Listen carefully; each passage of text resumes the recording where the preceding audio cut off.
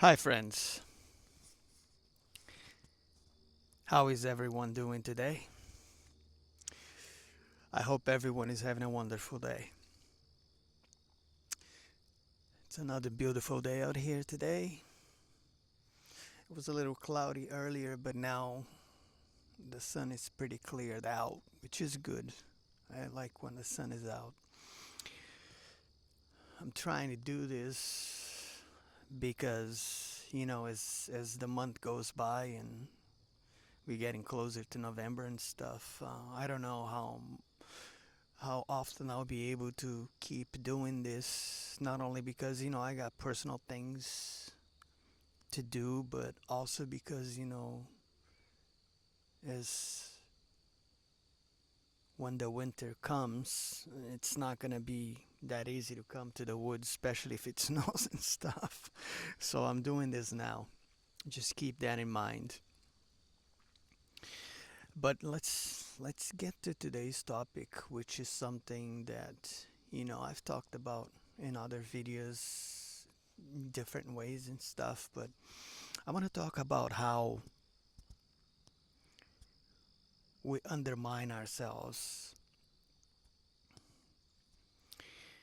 and take a look at the definition of that word on Google if you don't know what that means exactly. But basically,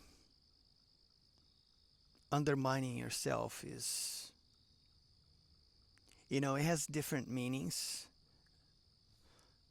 but it comes down to diminishing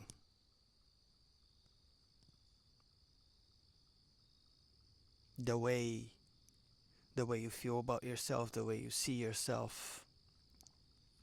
And how is it that we do this undermining? Well, it's based upon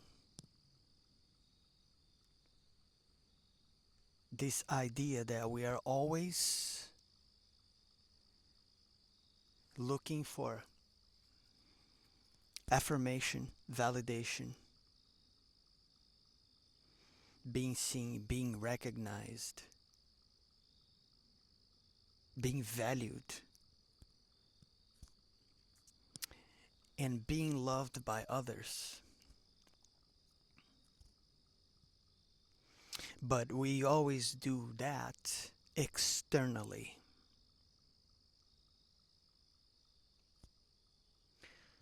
We are always seeking for these things outside of ourselves. And we all do that. We are all guilty of that because we have been conditioned to be that way.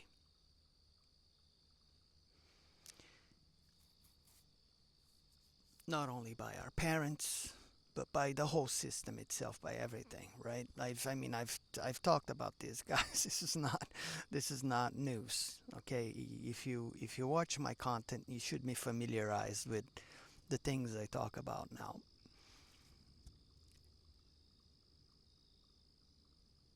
It's this thing that everybody suffers from up until we realize that we have to look within, right? Which is universally speak universally speaking, people have this lack of self-worth, self-love, self-value.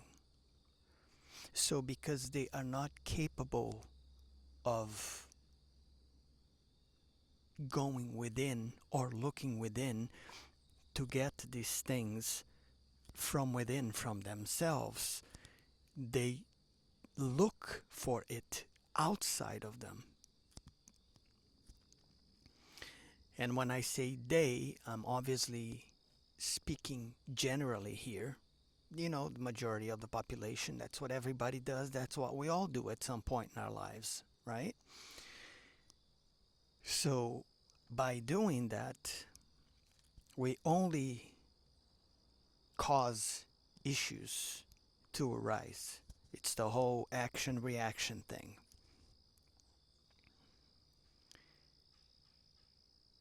The people pleasing, and all these things we've been taught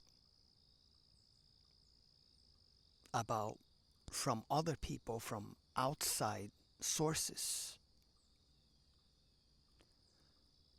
It's just, it's crazy how the amount of people that do these things on a daily basis without even realizing that they're doing these things. Because I've said this before, it's like we put on this autopilot mode because people, most people obviously, right?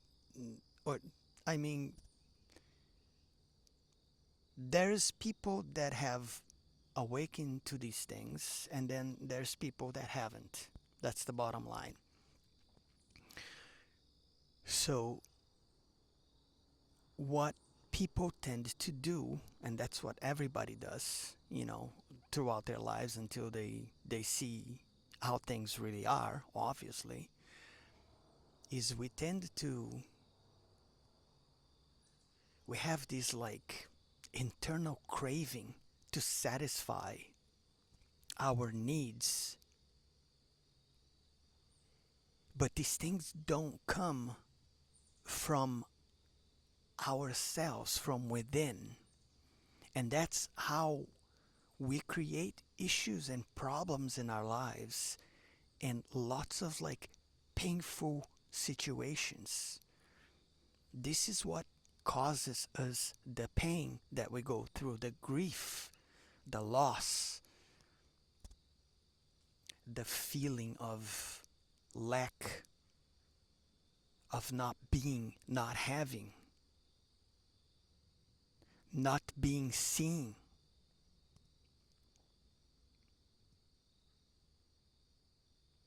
And nowadays, with social media, there is so much more, because the young population, they're being fed all these lies and all these ideas that you have to be like this, you have to be like that, you have to have this, you have to act like this. It's all of that stuff. It's there's so much of it. So think of it in the sense of frequency bands, right?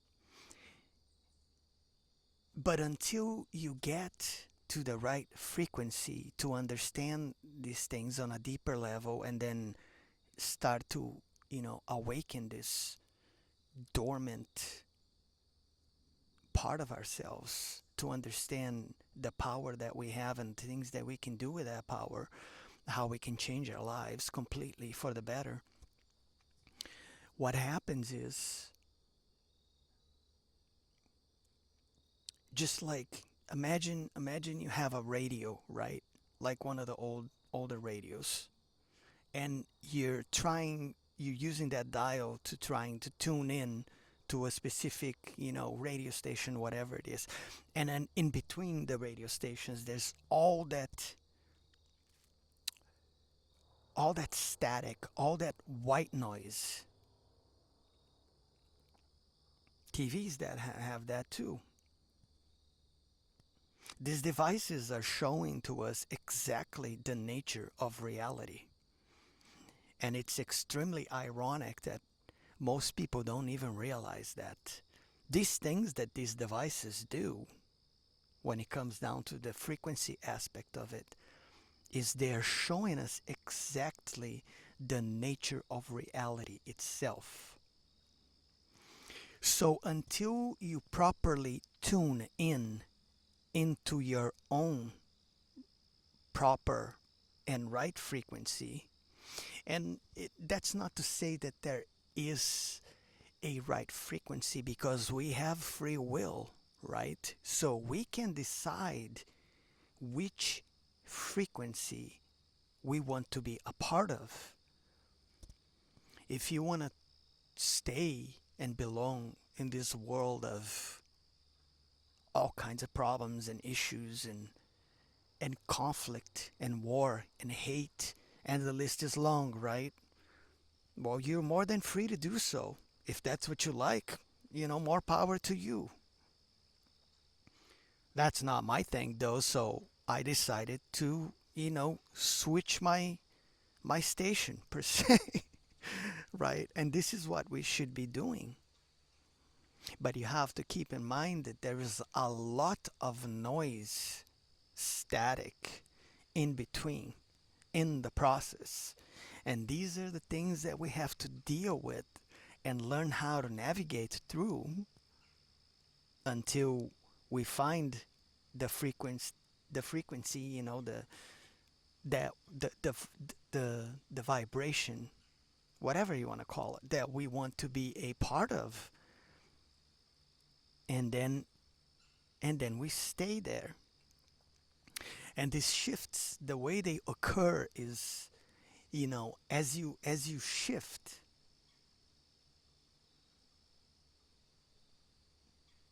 it's kind of weird and a little bit convoluted to explain something like this. But the way it works is, even though you shifted your frequency, your vibration, whatever you want to call it, state of being, state of mind, state of thinking, your heart space, all of these things, right? You you are in a different um, auric field now, so per se, but you are still going to be interacting with people, all kinds of different people that, some of them will be on the same wavelength as yours, for sure. But that's going to be a small number of people. It's probably going to be the people that are closer to you, your relationships, your friendships, maybe workspace, things like that. But outside of that, and on the general range aspect of things, you're going to run into people that are going to be in all kinds of like different wavelengths and their own reality, so to speak. And this is something that we have to learn how to navigate through. And it's kind of like, it's like you are in this state, but you still it's like you're malleable, you're adaptable, so you it's like you go back and forth because you have to interact with people, right? It's just part of life. That's the hardest part of the whole thing, though, because you don't have a choice on this. It's